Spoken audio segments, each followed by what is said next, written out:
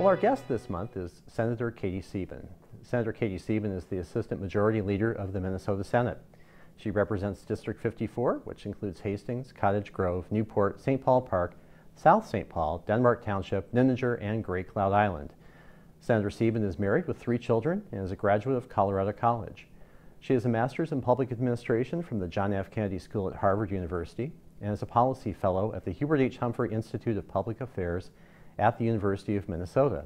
She was first elected to the Minnesota House of Representatives in 2002, was re-elected in 2004, and then was elected to the Minnesota State Senate in 2006, 2010, and again in 2012. Welcome to Everybody Loves Politics. We have Assistant Majority Leader of the Minnesota State Senate, Katie Sieben here. Thank you, Senator, for being with us. My pleasure. Thanks for having me on, Tom. Yeah.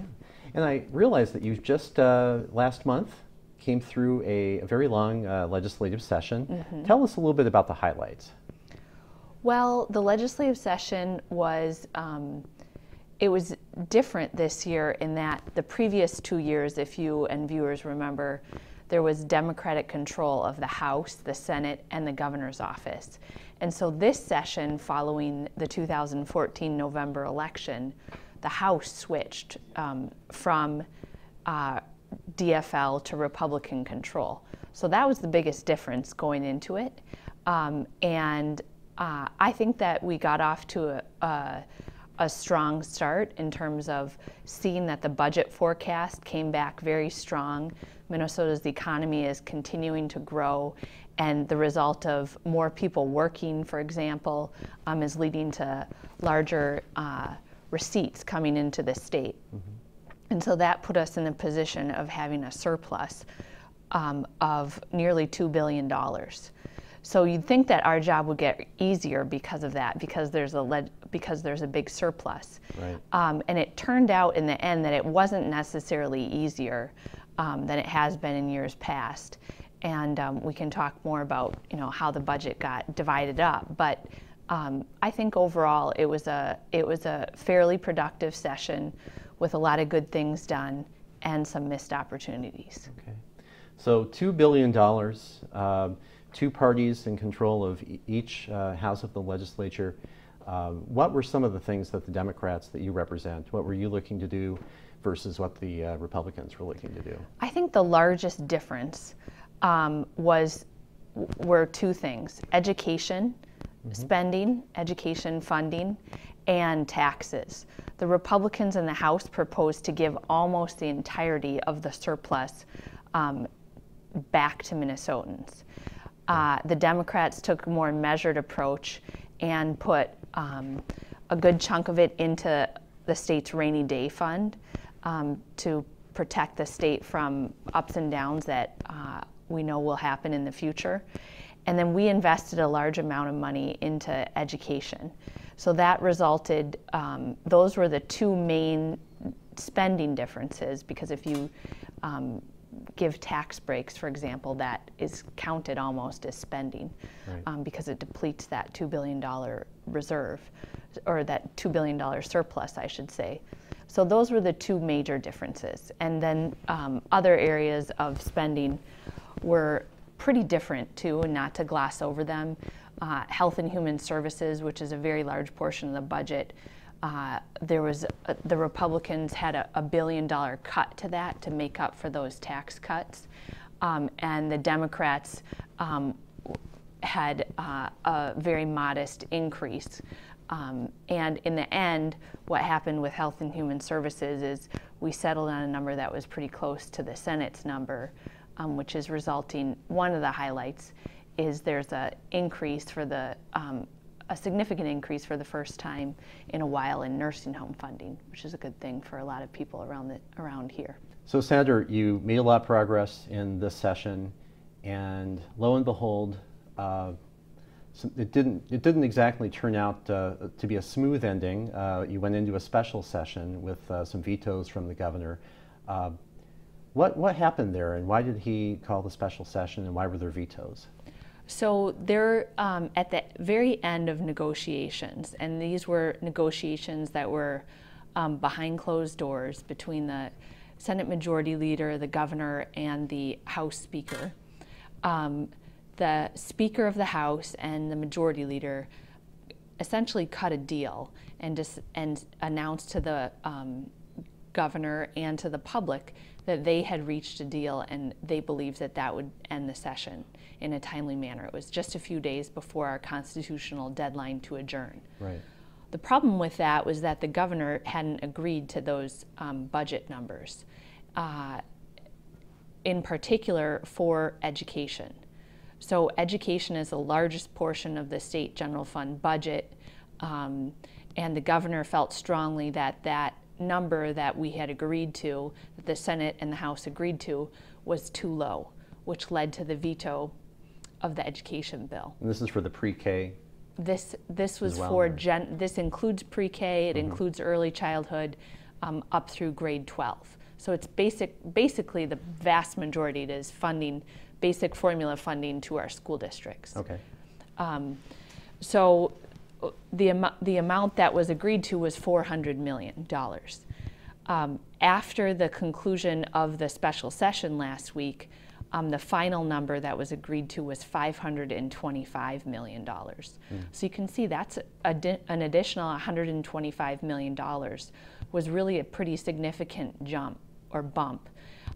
And for districts like Hastings, it means that instead of getting a 1% increase on the formula for the next 2 years, they'll get a 2% increase on the formula.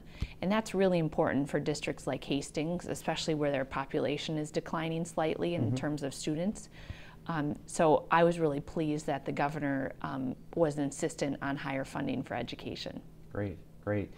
And we read in the papers a little bit here recently, the governor and the Senate Majority Leader, they're getting along now? Everything's okay? I would say that it's a mixed bag. I think that they're both working towards positive goals or similar goals, and are looking for positive outcomes. Certainly they're different people, and it's difficult for the Majority Leader to lead a caucus of Democrats who are very diverse. You know, we have probably more diversity, I would say. Maybe that's not fair to say. I was going to say than within the Republican caucus, but I'm not sure about that. So I'll just say we have a diverse caucus. There are some, really strong environmentalists, and there are some members within the Democratic caucus who feel real strongly that that jobs should take precedent over protection of the environment in some cases. So the Majority Leader does a good job of keeping us all together. Great, great. So as one happy family there, as Democrats, why do you identify as a Democrat? Why did you get started as a DFLer? That's a big question. I would say the reason I'm a Democrat is because I believe strongly in the middle class. And I think that it's important that to have a healthy and thriving middle class, we have a strong public education system. That's certainly a backbone of what keeps Minnesota's economy humming and doing better than surrounding states, even states around when you look at the entirety of the country. We have a really great public education system for the most part. That's certainly one of the driving principles that keeps me motivated to keep running for the Senate, because I believe so strongly in our public schools. But Democrats support policies in general too that are going to, I believe, lead to greater equality, greater opportunity for all people, regardless of what family they were born into, they happen to be born into. So whether that means protection of the environment to ensure that there's clean drinking water for future generations, or whether that means that we support an increase in the minimum wage, which was a real clear demarcation between Republicans and Democrats in the last legislative session. Democrats overwhelmingly supported raising the minimum wage because we believe that if you work, if you're willing to work, or if you that you should be compensated fairly, and that by lifting up people that are at the lower end of the economic spectrum, when you help them make more money, that helps the entirety of the economy grow. And I think we're seeing that now play out here as Minnesota's economy continues to outperform many other states in the country. Right, right. So speaking of the nation just at large, the presidential races, I don't know if you've noticed there's a presidential race happening. Quite a few, maybe 16, anywhere between 16 and 20 Republicans running. And then a few Democrats. I'm not sure if you've come out in support of any Democrat for president or not, but any speculation on who's most strong here in Minnesota for the presidential candidates? Well, I would say Hillary Clinton on the Democratic side is certainly the front runner, and it's really exciting for me as a woman to have a woman running for president who is the front runner.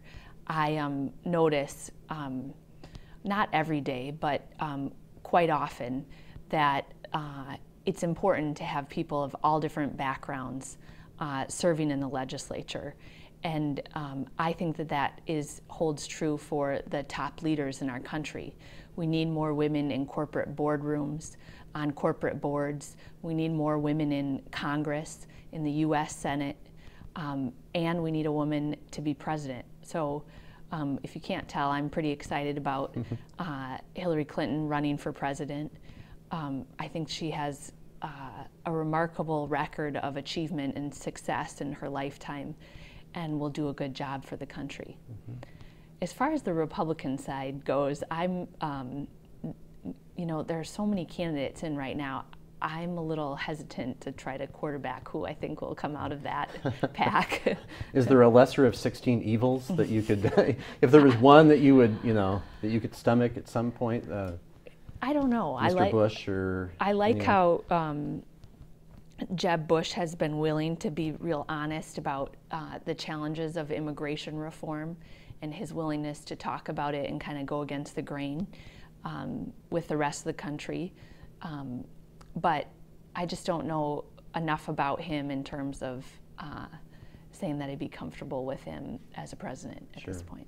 Sure, okay. Understandable. As far as someone who knows a little bit about national and international affairs, how do you think the United States is doing? I mean, there's a mix of beliefs right now of whether the country's on the right track or the wrong track. Do you think primarily we're on the right track domestically, internationally, or do you think we have some work to do in some areas? Well, certainly there's a lot of work to do in a whole variety of areas. I think that one of the biggest challenges facing the country right now is widening disparity between the very rich and the very poor. And that it goes back to what I was saying about the importance of having a strong middle class. If we don't have a strong middle class fueling the economy of the United States of America, we're going to be in a world of hurt in the future, is my prediction. Because it's the middle class that help really drive us and bring us to where we are today, and have, just in terms of how the country has prospered, a lot of that I think is due to the work that hardworking Americans have done. So that income inequality is really worrisome, whether that means that students are graduating with just unimaginable levels of debt, something that wasn't, even when I graduated from college 20 years ago, wasn't, you didn't see that. People graduating from public universities with $40,000 or $80,000 in debt. It's pretty shameful, I think, that we're not doing a better job of investing in our young people across the country. So there's certainly a lot of work to be done. Again, going back to the importance of public education to ensure that regardless of what corner of America you're born, you have a decent shot to make it in this country and to get a good paying job and be able to support a family. There's a lot of work to be done. As far as internationally, one of the biggest things or one of my biggest concerns is the rise of extremism. In some cases, it's religious extremism. And in some cases, it's not necessarily religious extremism. I'm thinking, for example, what happened in Charleston just last week. You know, when someone can go into a church sanctuary and murder 9 African Americans and clearly be racist, and there isn't an outcry from the country for some measured, real distinct change that needs to happen,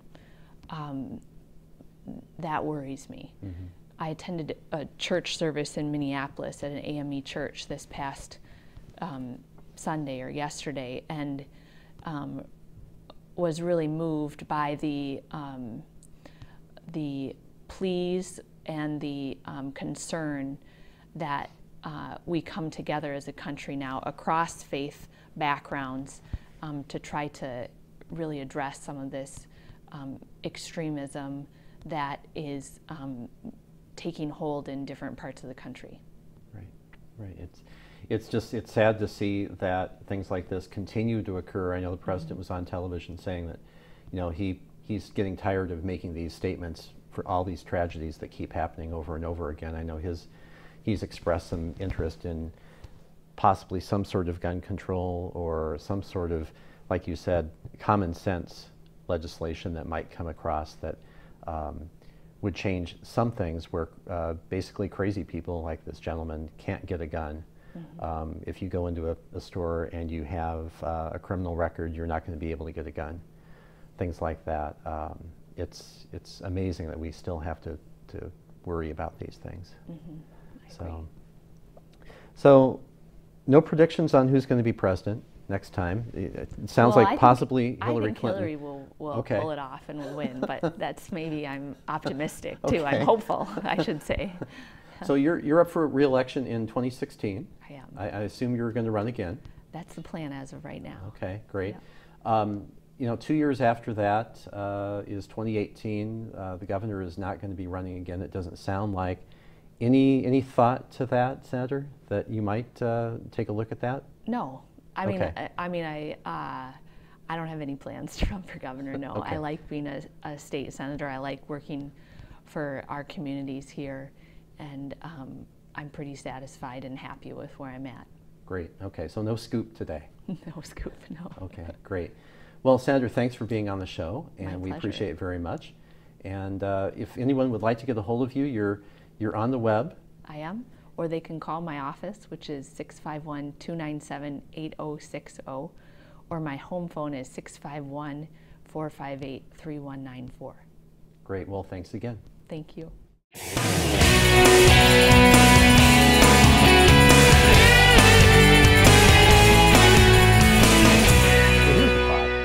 Our presidential campaigns have become more about entertainment value than actually picking the best people to run the country. It's as if the whole process has become a 2-year-long reality show, with candidates being voted off the island along the way. Case in point, none other than reality show host and megalomaniac Donald Trump entered the presidential race last month. And lest we forget, California elected Arnold Schwarzenegger governor twice, and us here in Minnesota elected Jesse the Body Ventura for governor for 4 years. Then, once we elect someone, we seem to be fascinated with everything except their policies and the decisions they make. Aside from having candidates who trivialize our political process, it's clear the presidential election cycle goes on way too long. I remember watching the coverage on election night 2012 when they were already talking about who would be the front runner for each party in 2016. And we wonder why so many people tune out and just don't even vote. Here's a few ways I think we could shorten up the campaign cycle, get more people involved, and still end up picking a pretty darn good president. The most obvious solution is to get the money out of politics. And if this takes a constitutional amendment to overturn the Citizens United decision, then we have to do that. Billionaires and large corporations should not be able to decide who becomes president, simply because they can throw a lot of money behind one candidate. In fact, both Obama and Romney each spent $1 billion in the 2012 election. Now that's ridiculous, No one else has even a shot to win. I would suggest limiting contributions for individuals and companies to $1,000. That's it, just $1,000. We could also start the caucuses and primaries in May of each year. So 2016, it would start in May. So the campaign only lasts 6 months. I think 6 months is plenty long. No ads or fundraising would be allowed before that time. Third, we could make the presidency a nonpartisan office. The 2 top vote getters in the primary elections would become the top 2 candidates in November. No more party conventions that don't decide anything, and candidates would be able to campaign and govern based on what they believe, not what their party wants them to say. Now, the only way any of this will change is if you contact your elected officials, ask questions, make suggestions, and stay involved. You can make a difference. Well, thanks again for joining us, everyone, on Everybody Loves Politics, and we'll see you next month.